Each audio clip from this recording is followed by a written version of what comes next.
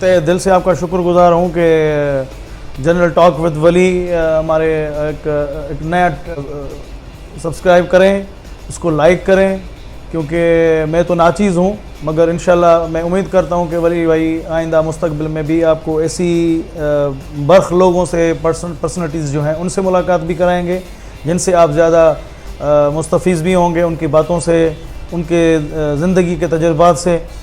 तो एक अच्छा इक़दाम है। Hope for the best condition of health and ईमान।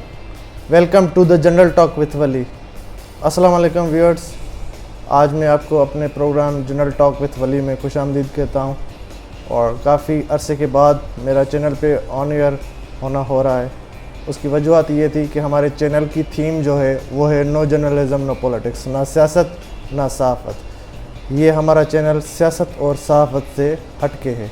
वो इसलिए कि हम चाहते हैं कि हमारी जो पर्सनैलिटीज़ हैं, जो भी हमारे दोस्त हैं, उनसे जो भी सवालात किए जाएं या उनसे जो भी गुफ्तगू करें या जनरल टॉक करें तो उनकी ज़ातियात पे और उनकी ज़ाती लाइफ पे और गुजारी हुई लाइफ पे, आबाई दादाई लाइफ पे बात करें, ताकि हमें भी पता चले और उनके चाहने वालों को भी इन चीज़ों का पता चले कि उनका जो लीडर है या फिर कोई बड़ी पर्सनैलिटी है तो उनका उसके बारे में, उसकी लाइफ के बारे में उनको लाजमी पता चलना चाहिए कि हमारा लीडर किस टाइप का है, किस टाइप की उठना बैठना है।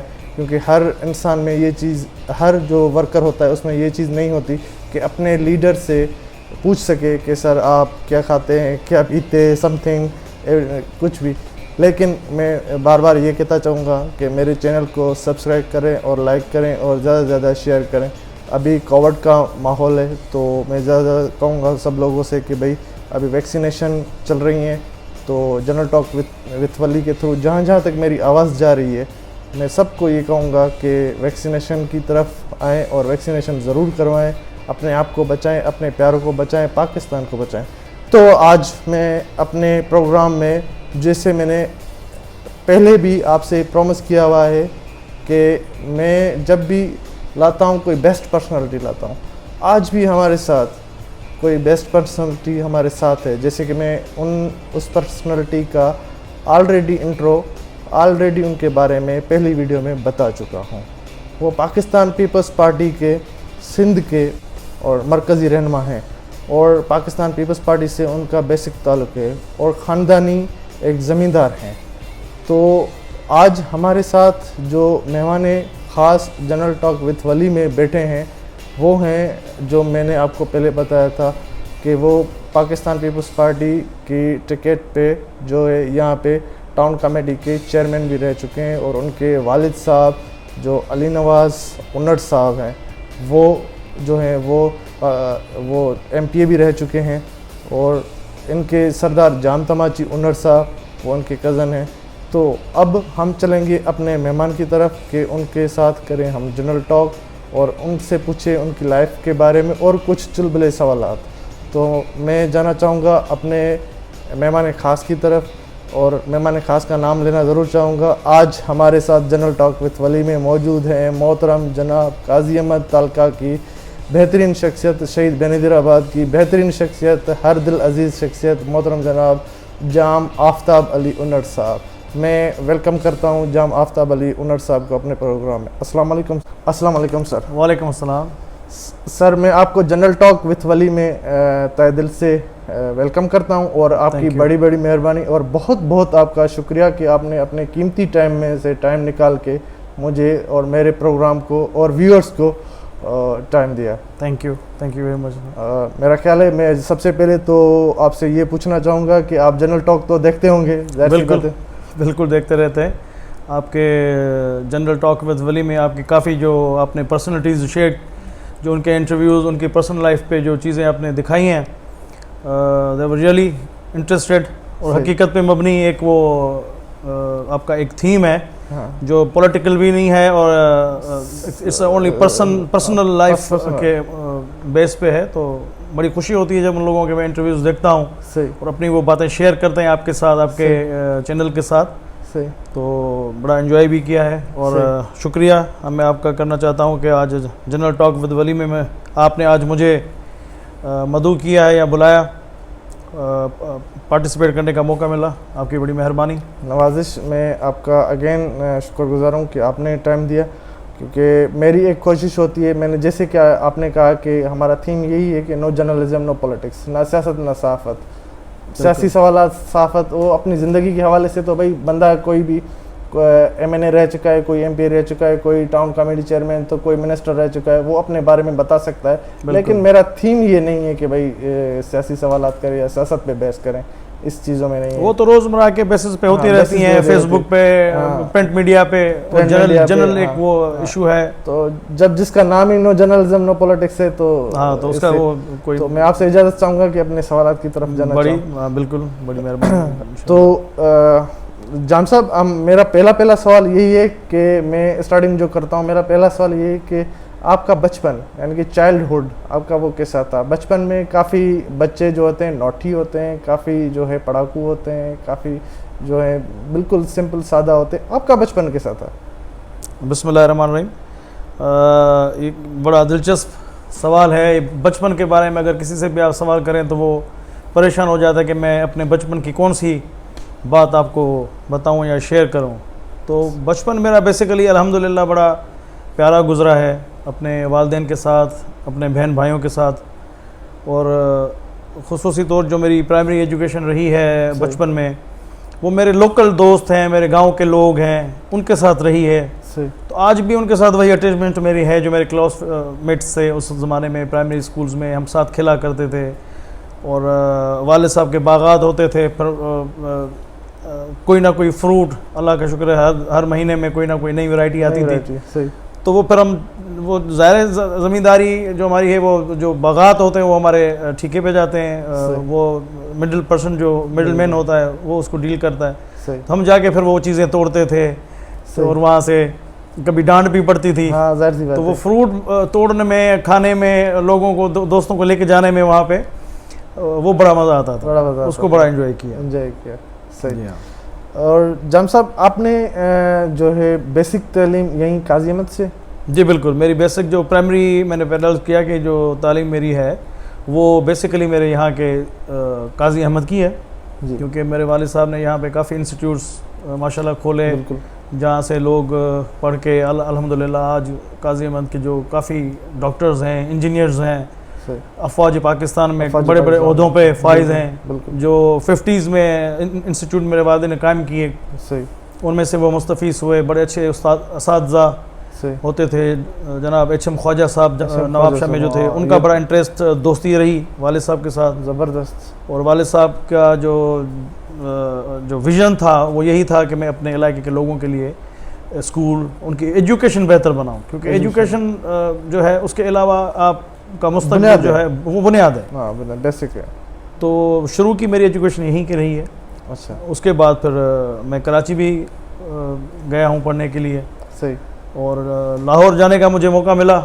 अच्छा, वहाँ भी स्टडी के वाले से? HESN कॉलेज में 88-89 में मुझे वहाँ मौका मिला, और मैं वहाँ पे जाके मैंने एग्ज़ाम्स भी दिए, मगर अनफॉर्चुनेटली मैं वहाँ से भाग गया। मैं वहाँ पे कंटिन्यू नहीं कर सका। वजह?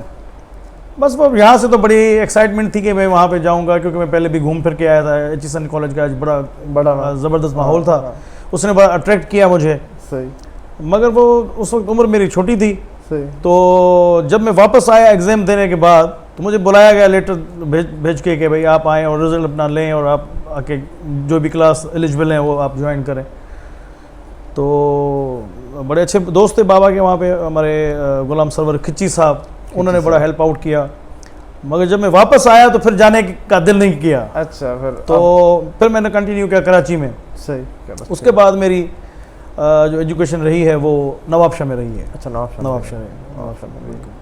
आपकी एजुकेशन कहाँ तक है? मेरी एजुकेशन पॉलिटिकल साइंस मास्टर उसमें मैंने किया है। और जैसे थोड़ा बहुत हमारा पॉलिटिक्स में तो पार्ट थोड़ा बहुत रहा है, तो उस वजह से भी था। मेरा बेसिकली शौक तो कुछ और था, मगर वो कर नहीं सका, तो मैंने फिर पॉलिटिकल साइंस को तरजीह दी करने की कि आपके पास डिग्री होनी चाहिए, ताकि आप कभी भी किसी चीज़ के लिए अप्लाई करें तो आपके पास एलिजिबिलिटी हो, आप एलिजिबल हों उसके लिए। व्यूअर्स, ज़बरदस्त आंसर दिया जाम आफ्ताब अनवर साहब ने कि इन्होंने बचकाना लाइफ बहुत ज़बरदस्त गुजारी। वही बागात में वो अपने जो है फ्रूट्स तोड़ना, अपने ही बागात को ठेके पे दे के जो है फिर उनके वो तोड़ना, ये शरारत होती है, हमने भी की हैं ये शरारतें, सब बच्चे करते हैं। लेकिन ये बचकाना लाइफ के जो स्टेप होते हैं ना, ये जब कभी बंदा फारिग टाइम में बैठता है, याद आते हैं तो बड़ा मज़ा भी आता है और सुकून भी मिलता है। और उसके अलावा इन्होंने जो तालीम बेसिकली जो हासिल की प्राइमरी की, वो अपने सिटी काजी अहमद से, काजी अहमद से शुरुआती तालीम हासिल की। उसके बाद इनको मौका मिला लाहौर जाके स्टडी करने का, लेकिन अनफॉर्चुनेटली जाम साहब जो है वहाँ से कुछ टाइम वहाँ पे पढ़े, फिर आए यहाँ से तो वापस यहाँ की प्यार मोहब्बत, ख़ानदान, फैमिली और दोस्तों की देख के फिर वापस जाने का मन नहीं किया। ऐसा होता है, बाज़ औक़ात ऐसा होता है कि बच्चे कैडेट्स में जाते हैं, कहीं भी जाते हैं, फिर वहाँ पढ़ने जाते हैं जी, लेकिन छुट्टियों में आते हैं, छुट्टियों में के बाद जाने का दिल नहीं करता। फिर मैं चलूँगा अब अगले सवाल की तरफ,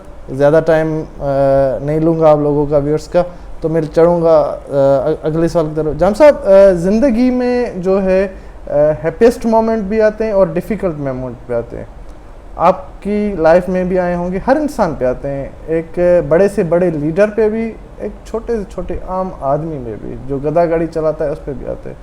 तो हैप्पीएस्ट मेमोराइज और डिफ़िकल्ट मेमोराइज आपकी लाइफ में भी आए होंगे, मुझ पे भी आए, आप पे भी आए होंगे, जाहिर सी बात है। बिल्कुल। तो अगर कुछ आप अपने व्यूअर्स से मुझसे शेयर करना पसंद करें जनरल टॉक विद वली में। देखें, ये बड़ा मुश्किल सवाल है और बड़ा आसान सवाल भी है, क्योंकि इंसान के दो पहलू होते हैं, खुशी भी होती है, गमी भी होती है। कुछ ऐसे मौके मिलते हैं जहाँ आप बहुत ज़्यादा खुश भी रहते हैं, कभी कभी कुछ ऐसे वाक़यात होते हैं। तो अल्लाह ने बड़ा फ़ज़ल किया है, ऐसा कोई अल्हम्दुलिल्लाह कोई वाक़या नहीं है कि मैं उस पर बहुत ज़्यादा रंजीदा रहूं या मुझे कोई शौक़, सिवाय इसके कि मेरे वालिद साहब दुनिया छोड़ के जब गए, क्योंकि मेरी एजुकेशन भी रही है, मगर मेरे वालिद साहब के साथ जो मेरी अटैचमेंट थी, जो मेरी काफ़ी बचपन से लेके वो मुझे साथ रखते थे, तो काफ़ी चीज़ें जो थी वो मैंने उनसे सीखी, एजुकेशन के अलावा पॉलिटिक्स की, सोशल वर्क की, लोगों की खिदमत की, फलाही कामों की, अपनी बागबानी, अपने गार्डन्स, अपने फैमिली फ्रेंड रिलेशनशिप जो हमारी है उसको कैसे आपको कंटिन्यू करना है, और नशस्त बर्खास्त उन्होंने हमें सिखाई किस तरह उठना बैठना है। तो उनके साथ जो मेरा वक्त गुज़रा वो बड़ा मुझे प्यारा लगता था, क्योंकि वो मुझे चाहते भी थे और मुझे साथ भी रखते थे। शॉपिंग पे साथ जाना, छोटी छोटी चीज़ें भी साथ उनके साथ जाके ख़रीद करना, तो वो मुझे आज तक भी मिस दैट टाइम, वो पीरियड मुझे भी मैं मिस करता हूँ।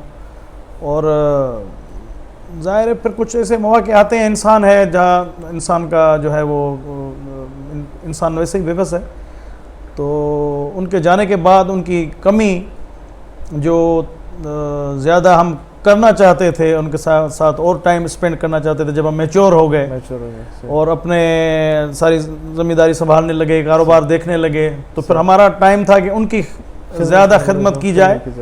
साथ तो रहे मगर वो मैं बड़ा उस चीज़ को मिस करता हूँ। और जब हमारी शहीद बेनज़ीर भुट्टो साहब को कत्ल किया गया, उस दिन मेरे घर में फंक्शन था, मेरी बेटी की बर्थडे भी थी, उसकी तैयारियां भी थी। एकदम से वो ख़बर चली कि बीबी के ऊपर एक कातलाना हमला हुआ है, और just in a few minutes पता चला कि बीबी की शहादत हो गई। वो इट वाज अनबिलीवेबल। सो अल्लाह उनको जन्नत नसीब करे। उनका भी बड़ा अफसोस आज तक उनके जो चाहने वाले हैं उनको है। तो ये चीज़ें हैं। बहरहाल अल्लाह ने रहम किया है कि कोई ऐसा कोई वाक़या नहीं है कि उस पर हम कोई शिकायत करें या रंजीदा। अच्छा, इसी का ही उलट हैप्पीएस्ट मोमेंट, कोई खुशी के माहौल मौके आपको मिले होंगे? खुशी के मौके अल्लाह ने हमें काफ़ी दिए हैं, जिनका अगर मैं जिक्र करूं तो मैं शायद ये कहूं कि मेरे पास इसका जवाब ही ना हो, क्योंकि अल्लाह ने हर चीज़ से नवाजा है।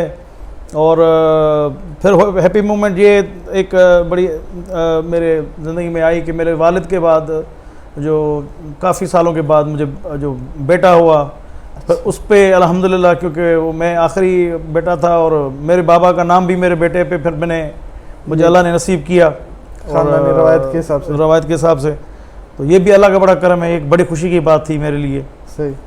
और मेरी अम्मा जो है वो माशाल्लाह अल्लाह का शुक्र है वो हयात हैं बिल्कुल सेहत के साथ, ये भी अल्लाह का बड़ा करम है। ये भी एक खुशी की बात है कि जब उनका फ़ोन आता है तो अगर हम फ़ोन बंद भी कर देते हैं तो उनकी दुआएं पीछे से चलती रहती हैं।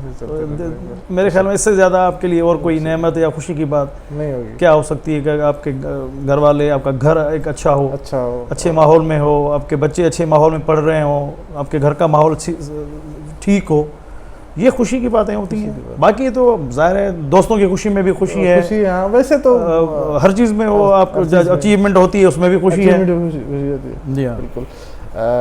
जाम आफ्ताब साहब एक जो है ग्रेट पर्सन है और इनकी जो तबीयत है वो इस टाइप की है कि भाई दोस्तों के साथ दोस्त याराना माहौल में चलते हैं।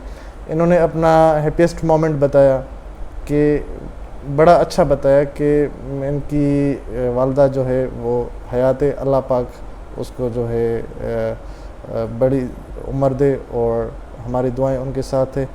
तो उनकी जब फ़ोन आती है, उनके फ़ोन के बाद जब इनका वो होता है, इनके पीछे दुआएं चलती रहती है, ये इन्होंने बड़ा कहा। क्योंकि माँ की दुआओं का साया जो होता है ना, इंसान को वही ऊपर ले जाता है, वही आपको चलाता है। जब जिसकी भी आज दुनिया में माँ हयात है वो समझे कि भाई वो ना यतीम है ना किसी चीज़ से वो है।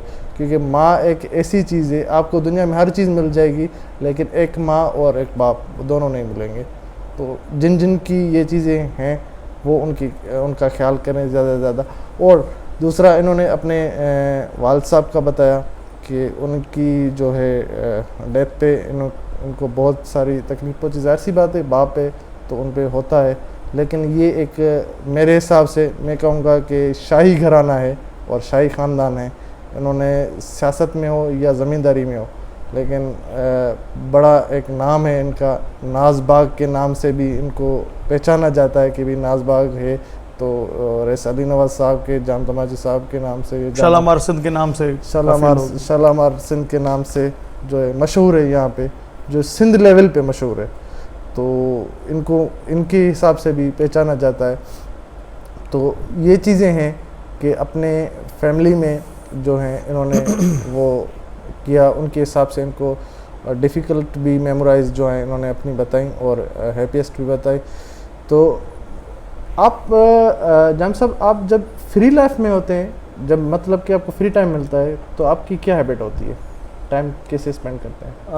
फ्री टाइम वैसे तो कमी काफ़ी नहीं, ऐसी बात नहीं है कि फ्री टाइम ना हो, क्योंकि अगर आप अपने आप को बिज़ी रखना चाहें तो आजकल तो बड़ी गहमा गहमी का दौर है, उसमें बड़ा इंसान बिज़ी रहता है। किसी भी आप शोबे में चले जाएं, सियासत में चले जाएं, अपने कारोबार में चले जाएं। सही।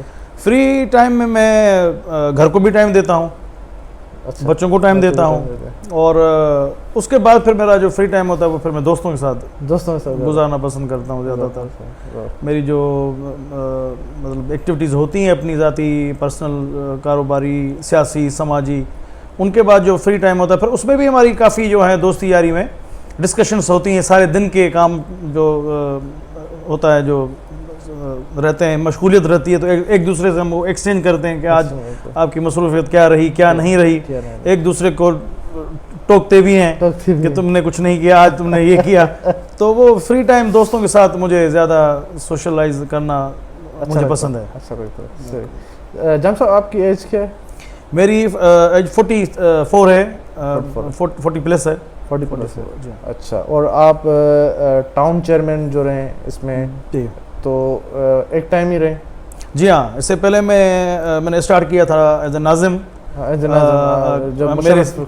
मुशर्रफ, वो हमारे काजी अहमद यूसी के ऊपर टाउन जो था नाज़िम, मैं वो इलेक्ट हुआ था अल्हम्दुलिल्लाह। उसके बाद मैंने फिर अपने पार्टी के टिकट पे टाउन चेयरमैन की हैसियत से भी मैंने खिदमत सर अंजाम दी हैं 4 साल। इंशाल्लाह जो भी आगे नसीब होगा उसको। आपकी अक्सर एक्टिविटीज़ में देखता रहता हूँ सोशल मीडिया पे कि आप बहुत ज़्यादा एक्टिव रहते हैं, ये गरीबों के कामों में, इनों में, हर चीज़ में। अब मैंने देखा है कि अभी आप खास करके कोविड के माहौल में जी हाँ, आप वैक्सीन को लेके ज़्यादातर और सैनिटाइज़र्स और इन चीज़ों को लेके आप बहुत ज़्यादा वो हैं। तो मैं ये पूछना चाहूँगा कि आप जब नाज़िम थे तो आप लोगों से, आम लोगों से उठना बैठना आपका जो होता था, तब आप कैसा फील करते थे और लोगों के क्या क्या काम किए, क्या क्या अचीवमेंट आपने अपने टेन्योर में की? मेरे टेन्योर में अल्हम्दुलिल्लाह काफ़ी चीज़ें हैं। पहले तो कोविड तो मेरे लास्ट जो था आखिरी साल था उसमें वो स्टार्ट हुआ है, और उसमें काफ़ी हमने डेवलपमेंट के ऊपर शहर के जो मामला थे उनको देखने की ज़रूरत है। मगर 4 साल काफ़ी बड़ा अरसा है, मगर इसके लिए हमें फ़ंड्स की बहुत ज़रूरत है, जो हमारी पार्टी को दरख्वास्त की हुई है स्पेशल फ़ंड्स के लिए। तो काफ़ी काम हमने किए पार्टी प्लेटफॉर्म पे लोगों के लिए। बिल्कुल, जिस तरह मेरे वालिद साहब ने जो इंस्टीट्यूट्स कायम किए थे 1950 में, 60s में, उसमें आपके हेल्थ डिपार्टमेंट है, आपके तालका हॉस्पिटल हो गई, आपके गर्ल्स हाई स्कूल हो गया, आपके बॉयज़ स्कूल हो गए, आपकी हॉस्टल हो गई। तो वो अभी ज़ाहिर है उसको 60-70 साल से ज़्यादा हो गए हैं, तो वो खस्ता हालत में है। तो मेरा फोकस उन पे रहा कि मैं रिहेबिलिटेशन में इनको लाऊं। तो मेरी पार्टी ने बहुत बड़ी हेल्प की, और जो यहाँ पे इंजीनियर्स ऑफिसर्स थे उन्होंने भी बड़ा सपोर्ट किया। तो हमें वहाँ से फंड्स रिलीज़ हुए। आज वो सारे जो पुराने हमारे इंस्टीट्यूट मेरे बाबा के थे वो बिल्कुल डिमोलिश करके हमने नए सिरे से वो, और बड़े ह्यूज लेवल पे अल्हम्दुलिल्लाह हमने वो शुरू किए हुए हैं, जिनका काम आप देखते रहते हैं। हाँ, मैं तो फेसबुक पे वो आती रहती हैं। और हमारी बीबी अजरा बेचियो साहबा ने मॉडल स्कूल्स का एक नया ट्रेंड शुरू किया, जिसको मैंने लुक आफ्टर किया। उसमें ये कैटेगरी थी कि हमें 3 साल के बच्चे की अवेयरनेस नहीं थी पढ़ाने की। हाँ, बिल्कुल। तो भाई 3 साल का बच्चा जो है वो क्या पढ़ेगा सही। तो मोस्टली 5 साल की उम्र के बाद हम बच्चा भेज देते। तो इसकी खुसूसियत ये है कि 3 साल के बच्चे, और हमने वही थीम रखी है जो हमारे बच्चे कराची में पढ़ते हैं, जिस तरह के माहौल में पढ़ते हैं, जिस तरह की उनकी सिटिंग्स होती हैं, बुक्स होती हैं, डेकोरेशंस होती हैं। तो अल्हम्दुलिल्लाह वो उसको मैंने थोड़ा सा प्रमोट किया, उनको सपोर्ट की जाता रहा। और कोविड के हवाले से ये था कि नई नई वो चीज़ थी, उस वक्त हमें खुद समझ में नहीं आ रहा था इसको क्या करना है। मगर इनिशिएटिवली हमने जो पहले मैंने वो काम किया वो ये किया कि मास्क अवेयरनेस यहाँ पे बिल्कुल नहीं थी। क्योंकि हम मास्क हम भी तब पहनते थे जब शिकार पे जाते थे, तो डस्ट की वजह से आजकल तो मास्क ऐसे कॉमन हो गया जिस तरह हम टिश्यू पेपर यूज़ करते हैं। सो मैंने मास्क बनवाए अपने सिटी के लिए, और लोगों को भी कहा, यूनियन काउंसिल्स के चेयरमैन को भी कहा कि भाई आप भी अपने तौर पर मास्क बनवाएं। क्योंकि घर गरीब आदमी या गांव का आदमी मास्क डेली वेजेस पे डिस्पोजल मास्क जो है वो डिस्पोजेबल नहीं यूज़ कर सकता। तो मैंने कपड़े के मास्क बनवाए सैनिटाइज करके, 5,000 मास्क जो है मैंने अपने शहर में डिस्ट्रीब्यूट करवाए हर वार्ड में। और वो मैं तो अभी भी खुश होता हूँ कि आज तक भी वो मास्क जो है कपड़े के लोगों के पास हैं, तो वो धुलते रहते हैं डिटॉल के पानी में सिंपली। तो वहाँ अब ये जो थर्ड वेव आई है बहुत ख़तरनाक है। आप देख रहे हैं कि लोगों को रियलाइज़ करना चाहिए। उसकी मेरे ख्याल में मेरी कोई क्वार्टरली महीने में 1-2 मेरी कैंपेन जो होती हैं वो मेरे अपने ग्रुप है, यंगेस्ट हमारा ग्रुप है, मैं उनके थ्रू सारा करता हूँ सोशल वर्क। तो उनके थ्रू मैंने काफ़ी इसको प्रमोट किया है। एक मास्क वेयरिंग का अवेयरनेस और दूसरा वैक्सीनेशन का। वैक्सीनेशन मस्ट है, और आपकी खुशकिस्मती है कि ये वैक्सीनेशन आपको अभी फ्री फराम हो रही है। जब उसकी कॉस्ट थी तब तो बंदे परेशान थे लोग कि ये शायद बड़े लोगों को लगेगी, मगर गवर्नमेंट ने अभी वो बिल्कुल फ्री कर दी है। उस पर आज से तो बड़ा सख्त अहकाम जारी हुए हैं। तो इस पर भी बड़ा ज़ोर रहा है कि वैक्सीनेशन जो है वो लाजमी है अपने लिए, अपने प्यारों के लिए। वो आप ज़रूर लगवाएं ताकि जितना भी मुमकिन हो सके इस बीमारी से आप अपने आप को महफूज रख सकें। अल्लाह बेहतर करेगा। बिल्कुल सही कहा आपने। वैक्सीनेशन के हवाले से मेरे माइंड में एक क्वेश्चन आ रहा है कि आजकल दूसरा एक रुख भी देखा जा रहा है। हम तो समझते हैं इन चीज़ों को, हालांकि हम तो करवा भी चुके हैं वैक्सीनेशन, लेकिन काफ़ी लोग व्हाट्सएप या सोशल मीडिया इसके थ्रू लोगों को डरा भी रहे हैं कि भाई 2 साल में आपकी मौत हो जाएगी, भाई ऐसे हो जाएगी। और हमारे यहाँ पे प्रॉब्लम ये है कि एजुकेटेड माहौल बहुत कम है, देहाती माहौल थोड़ा ज़्यादा है। बिल्कुल। तो जो पढ़े लिखे भी हैं वो भी कुछ ऐसे बातें करते हैं तो अजीब लगता है, फॉलो करते हैं, अजीब लगता है कि भाई हम 10 बार उनको समझा चुके हैं, भाई ऐसा नहीं है, हम खुद लगवा चुके हैं, अरे भाई हम आपके सामने जिंदा बैठे, हमें तो कुछ नहीं हुआ। लेकिन उनका ये कहना होता है कि नहीं, इससे ये रिएक्शन हो जाता है, फलां बंदा जो है वैक्सीनेशन लगाने के 2 घंटे के बाद उनकी डेथ। उसके लिए मेरी गुजारिश, बड़ी मेहरबानी, आपने बड़ा इम्पोर्टेंट सवाल किया ये, उसके लिए एक मेरी छोटी सी गुजारिश है कि अनफॉर्चुनेटली हमारे यहाँ पे जो लोग, हमारे मुआशरा, हमारा लोग नहीं, मुआशरा जो हमारा है, क्योंकि लोगों को तो जो माशरे में दिखाया जाता है वही वो उसको वो करते हैं, मगर यहाँ पे नेगेटिव चीज़ जो है वो ज़्यादा फैलती है और पॉजिटिव चीज़ जो है उसको दबाया जाता है, उसको अहमियत नहीं मिलती। मतलब आप किसी भी शोबे में चले जाएं, आप ड्रामा में चले जाएं, मूवी में चले जाएं, आप हेल्थ में चले जाएं, जो खबर आपको नेगेटिव वे में जा रही होगी उस पर लोग ज़्यादा अटेंशन कर देते हैं, और जो पॉजिटिव चीज़ होती है, उसके फ़वाइद होते हैं, उसको इग्नोर करते हैं। ये एक बड़ा अलमिया है हमारे लिए कि लोग इसको अभी तक अंडरस्टैंड नहीं कर सके। हालांकि बड़ा सेंसिटिव इशू है all over the world, globally ये है, ये नहीं कि पाकिस्तान में, मगर अल्लाह का शुक्र है, हम पाकिस्तानियों को शुक्र करना चाहिए अल्लाह का कि यहाँ पे ये बीमारी उस स्पीड से नहीं फैल रही जिस तरह हमारे पड़ोसी मुल्कों में फैली। तो थोड़ी सी अवेयरनेस की ज़रूरत है मेरे ख्याल में। मैं एक तो नहीं कर सकता, हर बंदे को चाहिए कि वो चाहे पॉलिटिकल हो, चाहे सोशल हो, चाहे एक मुहतसिब शहरी हो, उसको ये चीज़ बतानी चाहिए, लोगों को अवेयरनेस देनी चाहिए कि भाई you have to follow these SOPs और इसको करना है। व्यूअर्स, जैसे जाम साहब ने बताया कि वैक्सीनेशन के हवाले से और कोविड के हवाले से, तो इनके लिए तो मैं इनको अप्रिशिएट करता हूँ और सलाम भी पेश करता हूँ कि इन्होंने जो मार्क्स बनाए और जो फर्स्ट था टाइम जो कोविड-19 शुरू हुआ था जो हमारे यहाँ पे मार्च में 2020 में, तो उसमें इन्होंने जो शुरुआत में जो बंदों को, यहाँ तक कि हमें भी पता नहीं था कि सैनिटाइज़र क्या होता है, तो उसी वक्त में इन्होंने ये मास्क बनवा के और अपने हल्के के लोगों को मास्क और सैनिटाइज़र फराहम किए और उनकी जो है बिल्कुल मदद की ताकि वो इस ख़तरनाक वबा से बच सके, क्योंकि ये जानलेवा वबा है। उसके बाद इनका ये ख़ानदानी एक बंदे में होता है ना कि भाई एक ख़ानदानी रवायत मिलती आ रही है, इनको मिली हुई है, क्योंकि इनके वालिद साहब ने हाजी अली नवाज़ उनट साहब ने जो मरूम, उन्होंने हॉस्पिटल बनाई और बाकी इंस्टीट्यूट बनाए जिन्हों को इन्होंने ख़ुद रिकन्स्टिट्यूट करवाया और अभी भी वो चल रहे हैं। तो ये इनको अपने विरसे में मिली है और उसी विरसे को पूरा करते हुए अपने अवाम को ये देते आए, और ये जो कोविड-19 के हवाले से इन्होंने काम किया, इसके लिए तो सर मैं आपको अगेन सलाम पेश करूंगा, क्योंकि ऐसा मैंने फ़र्स्ट टाइम ये चीज़ सुनी है कि भाई ये चीज़ हुई है। और दूसरा कि वैक्सीनेशन के हवाले से जैसे साई ने फरमाया, मैं काफ़ी जगहों पे उठता बैठता हूँ, जाता हूँ, तो हर जगह पे दोस्त हैं यार, वो ये कहते हैं यार वैक्सीनेशन लगवाते हैं तो नहीं, उसकी 2 साल में डेथ हो जाएगी, 2 दिन में फलां की उसको अटैक आ गया, फिर वैक्सीनेशन लगने के बाद अटैक आ गया तो उसको कोई और इशू होगा, हो सकता है कोई और बीमारी हो, कोई हाई ब्लड प्रेशर हो, कोई लो ब्लड प्रेशर हो, काफ़ी इश्यूज़ हो सकते हैं, ज़रूरी नहीं कि वैक्सीनेशन की वजह से। हमें लगे हुए हैं डोज, हम बैठे हुए हैं आपके सामने, साईं को लगे हुए हैं, साईं बैठे हुए हैं, तो ये हमारे लिए अभी ज़रूरी है और गवर्नमेंट की SOPs को फॉलो करना हमारा फ़र्ज़ बनता है, क्योंकि हमें अपने आप को भी बचाना है, अपने प्यारों को बचाना है और पाकिस्तान को बचाना है।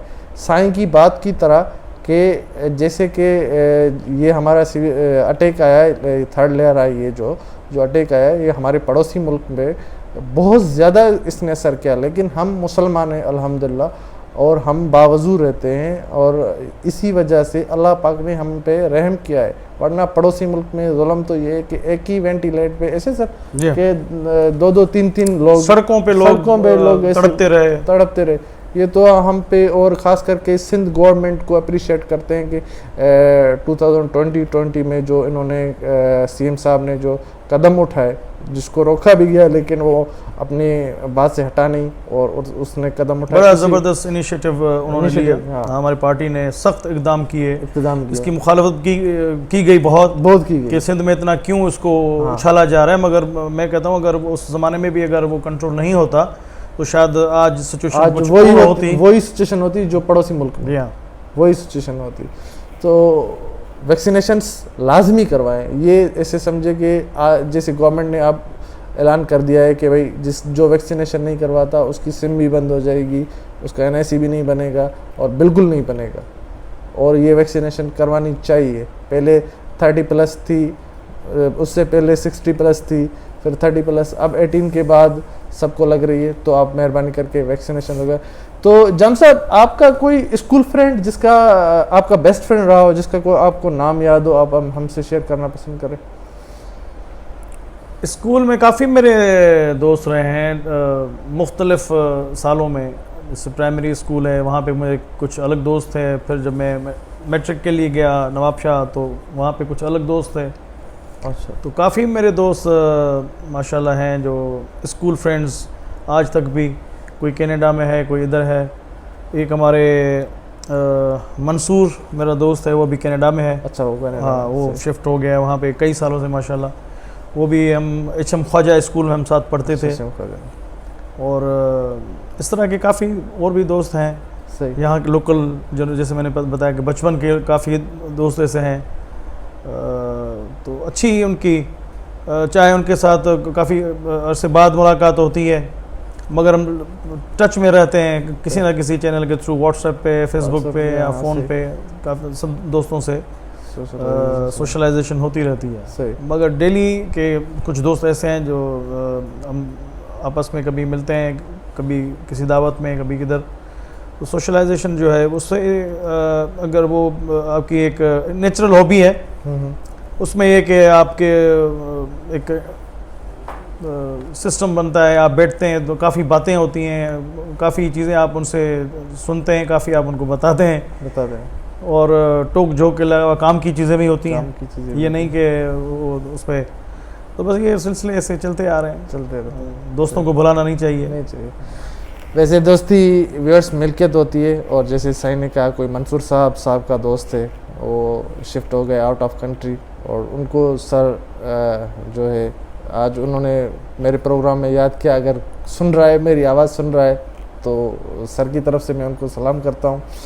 और सर, मेरा दूसरा सवाल ये कि एम ऑफ लाइफ से मुराद ये कि लाइफ में एक हर इंसान की एक सोच होती है, ख्वाहिश होती है, एक बच्चे की ख्वाहिश होती है कि मुझे बड़ा होके डॉक्टर बनना है, इंजीनियर बनना है, पायलट बनना है, समथिंग कुछ भी।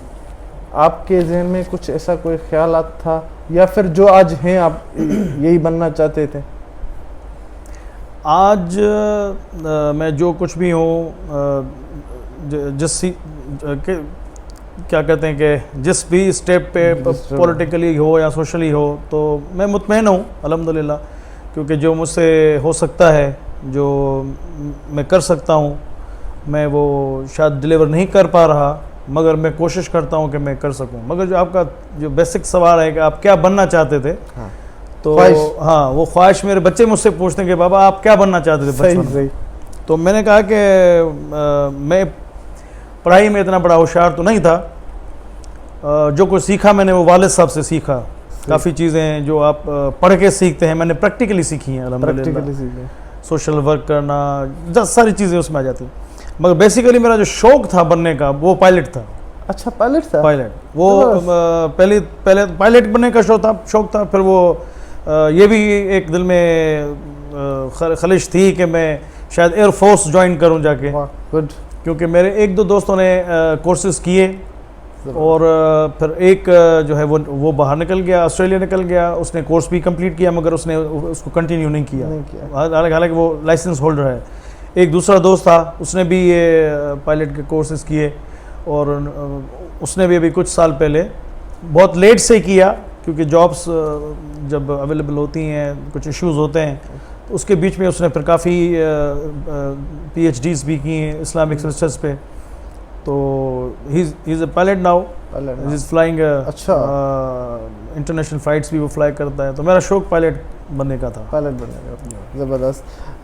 जाम आफ्ताब उन्नड़ जो हमारे सरदार जाम आफ्ताब उन्नड़ जो हमारे टाउन कमेटी काजी अहमद के चेयरमैन रह चुके हैं, इनका जो ख्वाहिश थी वो ख्वाहिश ये थी कि वो पायलट बनना चाहते थे। उसके बाद अगर दूसरा ऑप्शन था तो वो एयरफोर्स में जाना चाहते थे। लेकिन फिर आपका ये पॉलिटिक्स में आना ये इंसिडेंटली कैसे हुआ? बस ये ख्वाहिश तो थी, फिर उसको जब मैंने कंटिन्यू नहीं कर पाया और फिर मैंने अपने वालिद साहब के साथ ज़्यादा वक्त गुजारा, क्योंकि मैं छोटा बेटा था तो वो मुझे ज़्यादा साथ अपने रखते थे। छोटे पे वैसे भी प्यार ज़्यादा आता है। प्यार तो ज़्यादा था, डांट डपट भी बहुत होती थी। अच्छा। पढ़ाई के लिहाज से कि नहीं आपको ये करना है, आपको ये करना है। मुझे बाहर भेजने के लिए भी उन्होंने बड़ी कोशिश की और मैं भी जाना चाहता था, मगर काफ़ी फिर कुछ दोस्त बाबा के एडवाइजेस करते थे कि इसको बाहर भेजो, अमेरिका या किसी भी कंट्री में, ताकि जाके वहाँ से देख के आए। क्योंकि मेरे फादर भी पढ़ने के लिहाज से तो नहीं गए, मगर गवर्नमेंट डेलीगेशंस में वो आते जाते रहे, तो उन्होंने काफ़ी वहाँ से सीखा। फिर मेरे वालिद साहब की एज इतनी नहीं थी कि वो मुझे छोड़ना तो चाहते थे, जाहिर है कि वो हायर एजुकेशन के लिए, मगर उन्होंने फिर फाइनल जो मैंने उनको लेटर भी लिखा कि मुझे जो है वो अब्रॉड जाना है तो मुझे बाहर भेज दें। फैमिली फ्रेंड्स भी हैं, मैं एडजस्ट कर लूँगा, ये करूँगा। थोड़ी सी मेच्योरिटी आ गई, थोड़ा सा संभल गए। लाहौर वाला सीन जो था वो नहीं गुजर गया। तो फिर बाबा जो थे हमारे, वो थोड़ा उस ज़माने में एज उनकी ज़्यादा थी, तो वो मुझे अपने साथ रखना चाहते थे कि कोई बेटा ऐसा हो कि मेरे साथ रहे, साथ चले ज़मीनों पे, मतलब ज़िंदगी के काफ़ी काम है तो अपने साथ रखते थे, गाँव हो, कराची हो, कहीं भी हो। जैसे मैंने कहा कि मैंने पढ़ाई से इतना नहीं सीखा जितना मैंने अपने प्रैक्टिकली अपने वालिद साहब से जो सीखा और उनके दोस्तों से सीखा।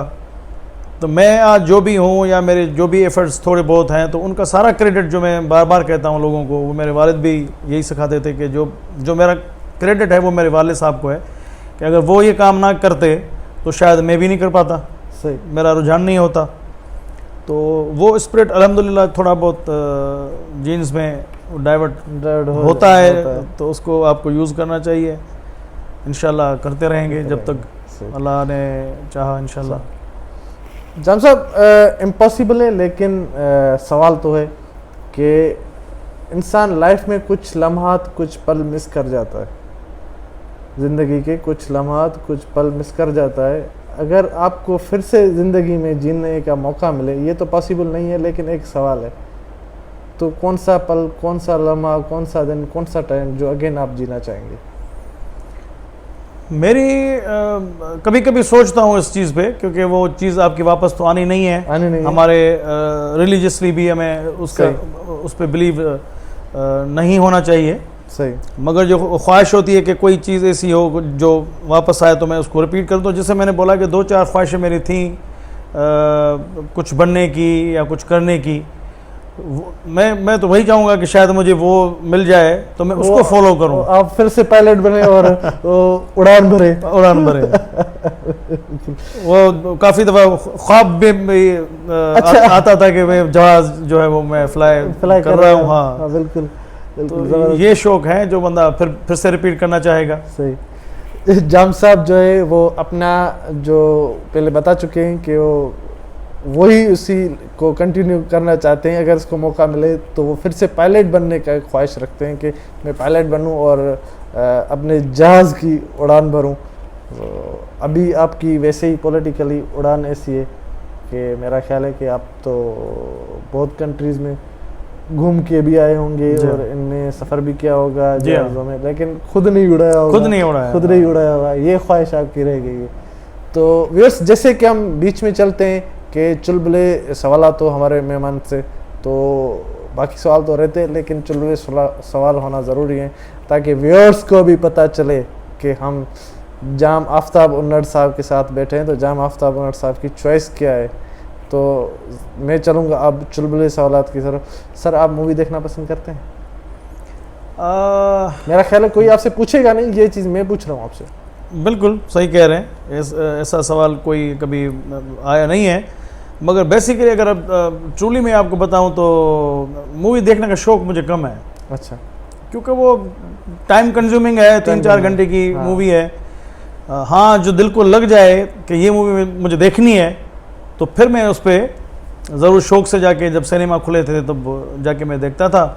हाँ, बाकी एक और अलग बात है कि जो हिस्ट्री बेस्ड ड्रामास जो हैं आपके, वो भले आपके पाकिस्तान के ऊपर बने हों, आपके टर्किश ड्रामा आजकल ज़बरदस्त है। अर्तुगरुल गाजी, मैंने उसकी काफ़ी सीजन्स जो हैं उनके डिफरेंट वो मैं देख चुका हूँ तकरीबन पिछले 3 साल से। ज़बरदस्त। वो रेगुलरली मैं उसको देखता था। जो अर्तुगरुल गाजी तो मैंने फिर बाद में, वो तो पहले की स्टोरी है मगर वो मैंने बाद में देखी। इससे पहले जो उसके सुल्तान थे 10 नंबर, सुल्तान सुलेमान की कहानी। उसके बाद जब कुस्तुमतुनिया पे जिस शहजादे ने फतेह किया, फातह था जो, उसका मैंने वो सारा देखा है। अभी मैं देख रहा हूँ सुल्तान अब्दुल हमीद खान। अभी, हाँ, जो आखिरी हुक्मरान थे और लेटेस्ट टेक्नोलॉजी आ गई थी उस ज़माने में, ट्रेन चला रहे थे, बड़ी हिकमत अमली बना रहे थे, वे मुसलमानों के लिए बड़ा काम कर रहे थे।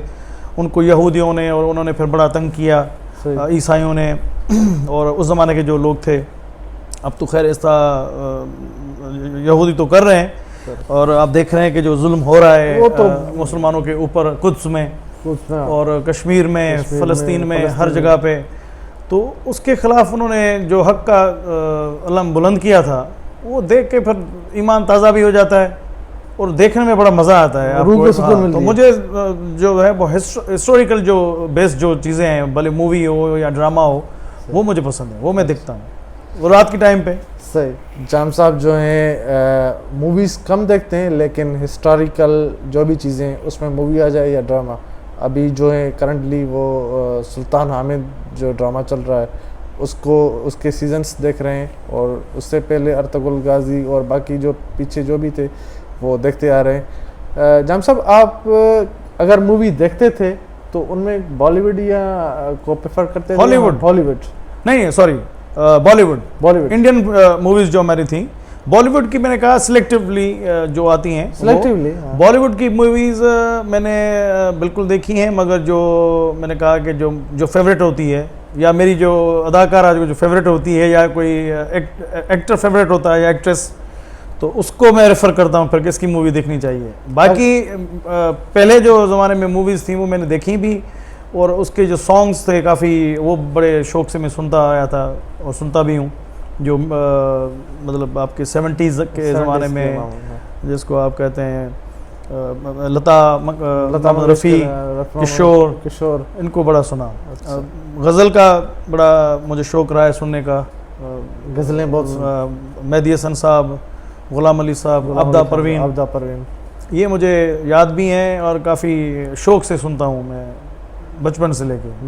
इंटरेस्टिंग जवाब दिया, लेकिन मैं पूछूंगा ज़रूर कि फेवरेट एक्टर आपने जो कहा, तो आपने का फेवरेट एक्टर कौन है? फेवरेट एक्टर इस ज़माने में तो मेरा आमिर खान है। आमिर खान बेस्ट एक्टर है, जो स्टाइल है और उसका एक अपना एक लेवल है। वैसे सब अच्छे हैं, एक्टिंग के ऊपर है, हाँ, लेकिन मगर मुझे जो उसकी मूवी आती 2-3 साल बाद है, हाँ, लेकिन बहुत कम आती है, मगर वो हिट मूवी होती है और उसमें स्टोरी होती है और हकीकत। जी हाँ, वो हकीकत पे वो मबनी एक चीज़ होती है। तो पर्सनली भी वो मुझे ऐसे ही पसंद है। अच्छा। मुलाकात तो नहीं हुई मगर अच्छा पसंद है। मुलाकात का शौक रखते हैं? अगर कोई एक्ट्रेस मेरी जो फेवरेट है वो मिल जाए तो उसका शौक रखूंगा। अच्छा। बाकी अच्छा, कौन है आपकी वैसे फेवरेट एक्ट्रेस? वैसे आज तक इंटरव्यू में मेरे किसी ने नहीं बताया।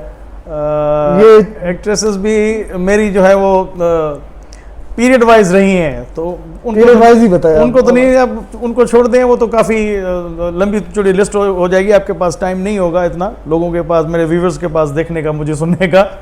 तो करंटली मेरी जो फेवरेट किसी ज़माने में मधुबाला थी, जो पुरानी मूवीज़ वो थी, सुपरहिट थी। और आजकल जो फेवरेट मेरी है कई सालों से, वो करीना कपूर। माशाल्लाह, चॉइस तो आपने बहुत अच्छी रखी। इसके बीच में माधुरी थी, माधुरी दीक्षित। देख सकती थी। और अब जो है वो करीना पे आके अब रुक गए हैं फिलहाल। रुक गए, हाँ, फिलहाल रुक गए। आके चले गए राधा ने। बस वो फिलहाल तो अभी वो कहते हैं ना एक चीज़ पे आप आके रुक जाते हैं कि भाई मैं ये अब फिलहाल फेवरेट यही है। फेवरेट तो मेरे ख्याल में अब इससे ज़्यादा आप ये बड़ी चीज़ होती है कि खुल के अपनी बात बताना। जी हाँ, वो मैं सबको बताता हूँ जो मेरी पसंद की एक्ट्रेस होती हैं, क्योंकि ये तो आप छुपाने की तो कोई बात ही नहीं है। एक्ट्रेस मेरे प्रोग्राम में फर्स्ट टाइम किसी ने बताया, मैंने बहुत बार आपने पूछे नहीं होगा किसी से? नहीं, मैंने पूछा है, अच्छा, मैंने साहब से भी पूछा है, सरदार साहब से भी पूछा है, सबसे पूछा है, लेकिन एक्टर सब बताते हैं। वो थोड़ा सा एक्ट्रेस मेरे ख्याल में वो एक्टर्स किसी ने नहीं घबरा जाते होंगे कि अगर इसको कोई माइंड ना करे, मगर ये है कि ये फिल्म स्टार तो आप एक फैन की बात कर रहे हैं, फैन की बात करें। और ये हमारा प्रोग्राम भी ये एज ए फैन ना, पर्सनल इंटरव्यू है ना, पर्सनल इंटरव्यू में ये चीज बिल्कुल उसमें आप तो आपके व्यूअर्स को पता तो चले कि आफ्ताब साहब कौन सी एक्टर्स। नहीं, मैं बिल्कुल सिंसियरली मैं आपको बता जाम आफ्ताब उन्नट साहब जो हैं मेल एक्टर्स में जो हमारे करंट एक्टर है, बेस्ट एक्टर है Indian Muslim actor Aamir Khan, जिसको मैं भी लाइक करता हूँ। वैसे मेरा फेवरेट एक्टर तो शाहिद कपूर है, मैं आपको बता रहा हूँ, मैंने नहीं बताया अच्छा। कभी, लेकिन अब सुनेंगे सही सारे शाहिद कपूर है। लेकिन वैसे एक्टिंग के ऊपर है कि भाई जो एक्टिंग अच्छी कर ले, तो इनका जो है वो है आमिर खान साहब। और आमिर खान साहब जो है वो हर साल 2 साल बाद एक मूवी ऐसी देता है, जैसे 3 इडियट दे दी, पीके दे दी, नाम भी मुझे याद है, बिल्कुल ऐसी मूवीज देता है। जैसे तारे ज़मीन पर बच्चों के हिसाब से ऐसे दे दी मूवी, ऐसी मूवीज इन्होंने दी कि ये हकीकत भी है कि वो ऐसी मूवीज और कोई नहीं बना सकता। ये आमिर खान खुद प्रोड्यूसर भी है, डायरेक्टर भी है, और उन्होंने ये काम किया। लेकिन सबसे बड़ी बात आज जो मेरे चैनल में हुई है और खुलासा हुआ है, ये ज़बरदस्त हुआ है कि फीमेल एक्ट्रेस जो है जाम आफ्ताब उन्नट साहब ने अपनी बताई, जो किसी टाइम में इनकी सुपरहिट मधु उनका भी हक बनता है कि उनका नाम भी लिया जाए। अगर फैन हैं आप तो उनका नाम खुल के लें। मधुबाला बताई। उसके बाद करंट जो अभी मौजूद इनकी है, जहाँ पे ये इनकी ट्रेन रुक गई है, वो है करीना कपूर। अब करीना कपूर खान कह सकते हैं। हाँ, करीना कपूर खान। नवाब पटौदी की वो घर में अभी हैं तो वो खान हो गई है। सैफ अली खान की वाइफ है। और उसके पहले माधुरी दीक्षित थी, जो थी इनकी फेवरेट एक्टर्स थी, और ज़बरदस्त इन्होंने आंसर दिया। और मेरा दिल अंदर से दिल बाग बार हो रहा है इनकी बातें सुन के। सर आप मेहरबानी। गेम्स खेलते हैं? सही, गेम्स का अगर मुझसे पूछेंगे तो मैं गेम्स में अच्छा भी नहीं था, मतलब मेरी परफॉर्मेंस जो थी वो किसी भी गेम में अच्छी नहीं रही, क्योंकि मैंने प्रैक्टिस ही नहीं की और शौक भी नहीं था। अच्छा। गेम मैंने बैडमिंटन को थोड़ा मैंने उसको रखा उसका शौक, मगर वो थोड़े अरसे के लिए। और टेनिस मुझे पसंद थी, मगर मैं ज़्यादा खेल नहीं सका। अच्छा। क्योंकि वो बस एक वो स्पोर्ट्स, मेरे फैमिली में बाकी मेरे नेफ्यूज़ हैं माशाल्लाह, वो सिंध लेवल पे भी खेले हैं।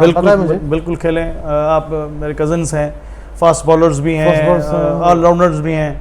मेरा पर्सनली खेल के साथ जो था वो बचपन से बिल्कुल किसी भी खेल में इन्वॉल्वेशन मेरी नहीं रही। जुगाड़ी कह सकते हैं आप, वो जुगाड़ी का खिलाड़ी जो होता है ना, वो।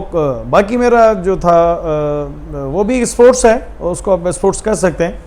बचपन से मेरा शौक हॉर्स राइडिंग का बड़ा शौक था, घोड़े चलाने का, घोड़ा सवारी जो थी, हॉर्स राइड जो आप। जी हाँ, तो वो हम लोकल यहाँ पे मेरे 1-2 दोस्त थे, उनके पास घोड़े हमने रखे हुए थे। फिर वो रोज़ हम कंपटीशन में निकलते जाते थे ऐसे ही घोड़ों को लेके। तो ये काफ़ी साल मेरा शौक जो है 2000 तक तो रहा, बचपन से लेके। उसके बाद मैंने फिर उसको कम कर दिया। घोड़े रखने का शौक तो है, लेकिन राइडिंग करते हैं अभी भी? वो कभी कभी शौक किया। अच्छा। मगर अब यह है कि उसके लिए भी थोड़ी प्रैक्टिस चाहिए। पहले तो हम यूज्ड टू थे, तो कोई सैंडल वगैरह की जरूरत नहीं पड़ती थी। हम बिल्कुल जैसे सिंधी में वो कहते हैं कि बालों से पकड़ के घोड़े पे बैठ जाते थे और भगाते थे फ्रीली, जो उसको कहते हैं फ्री राइड करते थे। तो ये शौक था मुझे। और जाम साहब, आपने फिटनेस बहुत अच्छी रखी हुई है। फिटनेस का कोई खास राज नहीं है, जिस तरह आप कह लें कि मैंने कोई जिम ज्वाइन किया है या मैं कोई हार्ड एक्सरसाइज करता हूँ, एक्सरसाइज से मुझे थोड़ी सी एलर्जी है। अच्छा। क्योंकि मैंने जिम ज्वाइन किया, जब मैं वहाँ गया तो मैंने उनको बोला कि भाई मुझे तो फिटनेस के लिए मैंने थोड़ा सा किया है, हेल्प आप मुझे चाहिए, आपकी हेल्प करें मुझे। तो उन्होंने, मैं जब 10-12 दिन मैंने स्टार्ट किया तो उन्होंने मेरे वो जो कहते हैं उसको क्या कहें आपके जो डोज, उनके जो वेट होते हैं वो उन्होंने बढ़ाने शुरू कर दिए। तो मैं उनको ये कहता रहा कि भाई देखें, मुझे यहाँ पे पहलवान नहीं बनना, मुझे सिर्फ थोड़ी सी बॉडी मेंटेन करनी है। सही। तो फिर मैंने जिम को जो है वो अलविदा कह दिया और मैं फिर जिम, प्रोफेशनल जिम में नहीं गया। आपने उनको ये तो नहीं बताया था कि आमिर खान के आप फ्रेंड है? क्योंकि आमिर खान ने बीच में 200 तक वेट बढ़ा दिया था। बिल्कुल, आमिर खान ने बड़ी अच्छी बॉडी बनाई, क्योंकि जवानी में वो जब उसकी दिल फिल्म थी तो वो बड़ा स्मार्ट एंड वो स्मार्ट था। और ये अभी रिसेंट कोई मूवी आई थी, उसमें इन्होंने अपना वजन 200 नहीं, देखिए वो बढ़ा दिया, फिर डाउन कर दिया। फिर डाउन कर दिया, क्योंकि इनकी जो भी एक्टर एक्ट्रेसेस इंडिया के आपके बॉलीवुड या हॉलीवुड के हैं, इनकी कम से कम आपकी जो वर्कआउट होता है वो मैं आपको बताऊं कि 5 से 6 घंटे से भी ज़्यादा वर्कआउट इनका होता है जिम्स में। क्योंकि इनको सोशल लाइफ इनकी बहुत कम होती है, बाहर नहीं जाते। तो मोस्टली ये फिर वो सेहत को ज़्यादा प्रेफर करते हैं। जाहिर है उनका प्रोफेशन ऐसा है कि उनको किरदार के हिसाब से अपने आप को ढालना पड़ता है, कभी वेट बढ़ाना पड़ता है, कभी वेट को लूज करना पड़ता है। तो सवाल तो था म्यूजिक का, लेकिन म्यूजिक आपने पहले ही बता दिया कि आप गजलें। जी हाँ, गजल में ज़्यादा शौक से सुनता हूँ, या आपके मीडियम सॉन्ग्स हो गए, मीडियम सॉन्ग्स वो ज़्यादा। मीडियम सॉन्ग, वैसे ये मीडियम सॉन्ग्स जो 80s के बाद 70s के बाद से लेके 90 तक जो भी सॉन्ग्स आए, ये मीडियम कहलाते हैं, 90 से पहले।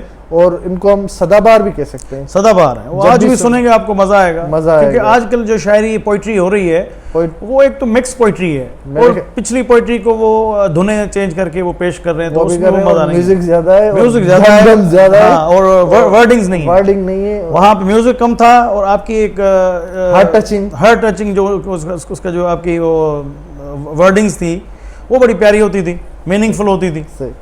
आपका स्टार कौन सा है सर? लियो। जबरदस्त। और उसके अलावा फूड में आपको क्या पसंद है? फूड में मोस्टली देसी फूड हमारा जो होता है, देसी फूड वो ज़्यादा पसंद है। आजकल तो आपके जापानीज फूड भी है, चाइनीज़ भी है, मगर वो देसी फूड की बात ही अपनी है। ओकेशनली कभी जाते हैं रेस्टोरेंट्स पे तो फैमिली के साथ या फिर दोस्तों के साथ वो करते हैं। बाकी नॉर्मल खाना जो घर का हमारा देसी फूड बनता है, उसकी बात ही अलग होती है। वो अलग है, वो अलग बात होती है। बाहर का कितना भी खा लो, लेकिन वही जो घर में दाल रोटी बनी होती है, महंगा खाना हो, दाल चावल रात को मिल जाए, या पोटैटो फ्राई मिल जाए, चावल मिल जाए, तो वो दिल की बात कह दी। पोटैटो फ्राई में डेली खाता हूं। बस वो हमारा तो यहाँ, मैं तो कहता हूँ कि हमारी तो काफ़ी जो दोस्त हमारे यहाँ कम्युनिटी है, तो रात का खाने में अगर चावल और पोटैटो या वो ना हो तो खाना अधूरा है, चाहे कुछ भी बना हुआ हो। जैसे आम की सीजन में आम और चावल ना हो तो आजकल तो आम और चावल ही चलते हैं ज्यादातर। चल रहे हैं, नहीं तो पोटैटो चलते थे। जी हाँ, पोटैटो फ्राई चलते थे। आजकल तो बच्चों ने इनको वो फिंगर फ्राइज बना के शुरू कर दिया। बात तो एक ही होगी, लेकिन हम थोड़ा सा गोल बनाए। हाँ, वो थोड़ी सी ओल्ड रेसिपी है, अभी न्यू रेसिपीज के नई रेसिपीज आ गई हैं। अच्छा सर, लाइफ में चैलेंजेस आते हैं, हर किसी पे आते हैं, मुझ पे, आप पे, हर आम आदमी पे भी, और बड़े से बड़े आदमी पे। अगर चैलेंज आ जाए तो उनको ओवरकम आप कैसे करते हैं, मतलब रिलैक्स कैसे करते हैं? जाहिर सी बात है चैलेंजेस तो आए होंगे। चैलेंजेस तो बहुत हैं, मुश्किलात भी आती हैं ज़िंदगी में। कई फील्ड्स में आपको मुश्किलात आती हैं। जिस तरह आपका प्रोफेशन है, आपकी जो सोर्स ऑफ इनकम है, तो मैं अल्लाह पे छोड़ देता हूँ कि इंशाल्लाह बेहतरी होगी, उससे सुकून आ जाता है। बजाय कि आप उसको बैठ के और सर पे ले लें, सवार कर लें, वो अपनी आपकी परेशानी का जब किया तो खुद को नुकसान हो रहा था। तो इससे बेहतर है कि आप अल्लाह से दरख्वास्त करें। एक बेहतरीन वे यही है।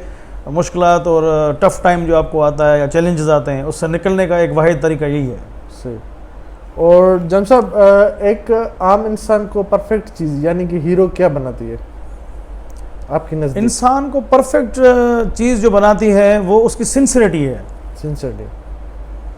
जब तक सिंसियरिटी आपके पास नहीं है तो आप कुछ कर नहीं सकते, आप कुछ बन नहीं सकते, बन भी जाएं तो आप वो डिलीवर नहीं कर सकते।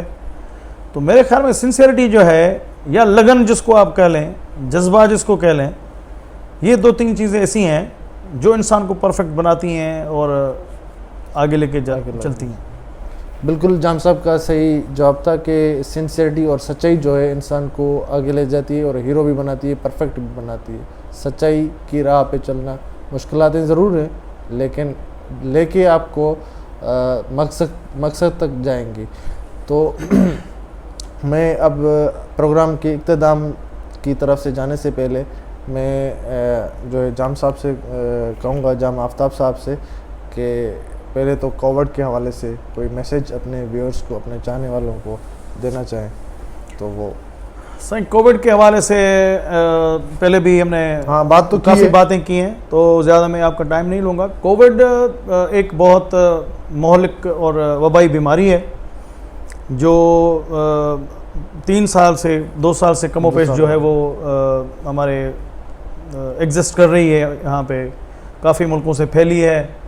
तो उसके लिए मैंने काफ़ी इंटरव्यूज़ भी दिए अपने फेसबुक पे अपने रिक्वेस्ट किए लोगों को कि आप SOPs जितना भी हो सके आप SOPs, चाहे आप गांव में रह रहे हैं, क्योंकि गांव के लोग कहते हैं कि भाई नहीं हम तो खुली फ़ज़ा में हैं, मगर फिर भी आप जाके देखेंगे तो होटल्स पे भरमार है, लोग बैठे हुए हैं 3-3 4-4 घंटे एक कमरे में टीवीज़ देख रहे हैं, टीवी शोज़ हो रहे हैं, और शादी के इज्तिमात, ज़ाहिर खुशी की बात है, लोग तो चाहेंगे कि वो हों, मगर इस सिचुएशन में मेरे ख्याल में थोड़ा सा सख्ती से इस पे अमल किया जाए, ख़ुद भी इंसान अमल करे और दूसरों की भी तरगीब दे, ताकि इस वबा पे कंट्रोल हो, इससे वबा से कम नुकसान हो, जानी नुकसान हो, क्योंकि कई लोगों के प्यारे इस वबा में गुज़र चुके हैं।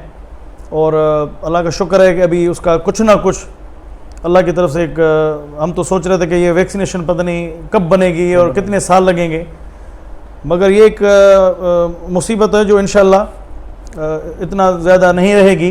अल्लाह रब्बुल इज़्ज़त जो है वो बड़ा करीम है, मगर उसके साथ SOPs पे अमल करें और अपने आप को और अपने प्यारों को इस वबा से महफूज रखें, सोशल डिस्टेंस कायम करें, मास्क पहनें, अपने आप को सैनिटाइज़ करें, सैनिटाइज़ नहीं कर सकते तो कम से कम आप हाथ तो धो सकते हैं।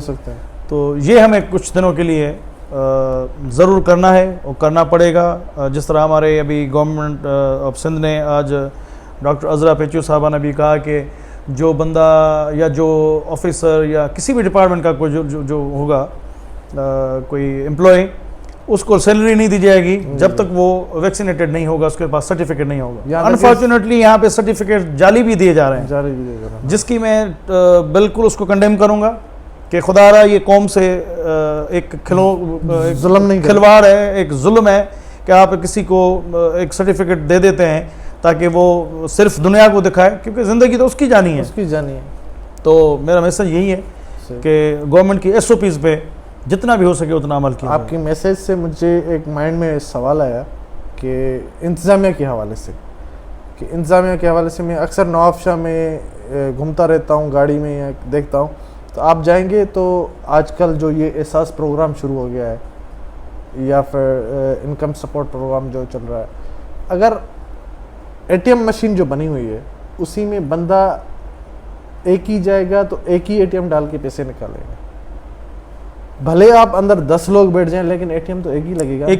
लेकिन इंतज़ामिया उस पर कोई नहीं कर रही, 10 के 10 20 के 20 लोग अंदर दसे पड़े। बिल्कुल, ये हमारे लोगों की, हमारे मुआशरे की सोच है। कुछ इंतज़ामिया को भी इंतज़ामिया का बिल्कुल इसमें रोल होना चाहिए और मेरे ख्याल में कि उनका ये फ़र्ज़ भी बनता है कि SOP अगर गवर्नमेंट एक पॉलिसी बनाती है तो उसको इम्प्लीमेंटेशन करने के लिए हमारे फोर्सेस हैं, हमारे इदारे हैं, उनको लोगों को बाउंड करना चाहिए। आपने देखा होगा जब ये वबा शुरू हुई थी तो सोशल डिस्टेंस के लिए एक दायरे बनाए गए थे 6 फुट की दूरी पे आप रहे। अगर आप कहते हैं कि ATM मशीन एक इतना छोटा सा कमरा है जिसमें 2 बंदे भी मुश्किल से मेरे ख्याल में अंदर खड़े हो सकते हैं, अगर उस पर आप 10 औरतें एहसास कार्ड का लेके और खड़ी हो जाएं तो यही एक वजह है, बेसिक चीज़ है जहाँ से ये बीमारी ट्रेवल करती है, फैलती है। डिजीज जो होती है वो हैंड टू हैंड जो है वो आगे वो डिजीज जाती है। तो आप वही एसओपीज है कि भाई सोशल डिस्टेंस ज़रूरी है। मैं हाथ जोड़ के जो जहाँ तक आवाज़ जा रही है इंतज़ामिया और आवाम को यही कहता हूँ, जैसे कि जाम आफ्ताब उन्नट साहब ने कहा कि सोशल डिस्टेंस रखें। और आजकल जो ये जो एटीएम मशीनों पे रश लगी पड़ी है, इसके लिए इंतज़ामिया से मेरी रिक्वेस्ट है, सिंध गवर्नमेंट से रिक्वेस्ट है, पाकिस्तान पीपल्स पार्टी से रिक्वेस्ट है कि भाई इनके लिए कोई इंतज़ामिया रोल अदा करे कि भाई बंदा तो अंदर एक ही जाके एक ही पैसा निकाल सकता है ना, एक ही एटीएम डाल के एक ही पैसा निकाल सकता है। 10 अंदर जाने के बाद ये है कि ज़िंदगी से खिलवाड़ हो रहा है। तो अपने प्यारों को बचाएं, एसओपीज़ को फॉलो करें, पाकिस्तान को बचाएं और ज़्यादा से ज़्यादा ये कोशिश करें कि 1166 पे अपना NIC नंबर सेंड करके और उसके बाद रजिस्टर करवा के और जाली सर्टिफिकेट नहीं बनवाएं बल्कि अपनी जो है वैक्सीनेशन करवाएं। और आज मैडम अजरा पेचो साहबा ने, जैसे सर ने बताया कि वो उन्होंने ऑर्डर जारी कर दिए हैं कि भाई जो गवर्नमेंट एम्प्लॉय हैं उनको सैलरी नहीं मिलेगी। और मैंने पढ़ा है सर कि जिन जिन के नाम सिम है, सिम कार्ड से वो भी ब्लॉक होंगे, वो भी ब्लॉक होंगे। ये सीएम साहब ने डायरेक्टिव्स दिए हैं, डायरेक्ट्स दिए। और मैं सीएम साहब की बात को भी अप्रिशिएट करता हूँ, बिल्कुल अच्छी बात है, ये होनी चाहिए। तो अब प्रोग्राम के इख्तिताम की तरफ जाने से पहले मैं सर से कहूँगा कि मेरे चैनल के लिए कोई अपने चाहने वालों को कहें कि सब्सक्राइब भी करें और लाइक। बिल्कुल सर, मैं तहे दिल से आपका शुक्रगुजार हूँ कि जनरल टॉक विद वली हमारे एक नया चैनल और है, उसको सब्सक्राइब करें, उसको लाइक करें, क्योंकि मैं तो नाचीज़ हूँ मगर इंशाल्लाह मैं उम्मीद करता हूँ कि वली भाई आइंदा मुस्तकबिल में भी आपको ऐसी बर्ख लोगों से पर्सनैलिटीज़ जो हैं उनसे मुलाकात भी कराएंगे जिनसे आप ज़्यादा मुस्तफ़ीज़ भी होंगे, उनकी बातों से, उनके ज़िंदगी के तजुर्बात से। तो एक अच्छा इक़दाम है जो बिल्कुल किसी सियासी और किसी जर्नलिज़म या किसी पॉलिटिकली उससे बिल्कुल ये बालातर है। और मैं बड़ा शुक्रगुजार हूँ, ममनून हूँ उनका कि इन्होंने आज मेरे साथ आके मेरी बातें शेयर की हैं। बड़ी मेहरबानी आपकी, थैंक यू वेरी मच।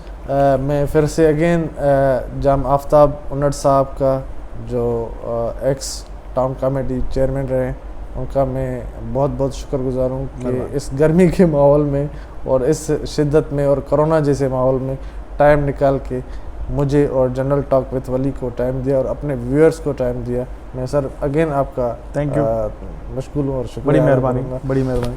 तो इंशाल्लाह जल्द मुलाकात होगी फिर नेक्स्ट पर्सनैलिटी के साथ जनरल टॉक विद वली में। और अपना ख्याल रखें, अपने प्यारों का ख्याल रखें और गवर्नमेंट की दी गई एसओपीज़ को फॉलो करें। अपने होस्ट वली को दीजिए इजाज़त, नए गेस्ट के साथ होंगे ज़रूर हाज़िर। अल्लाह हाफ़िज़, अस्सलाम वालेकुम।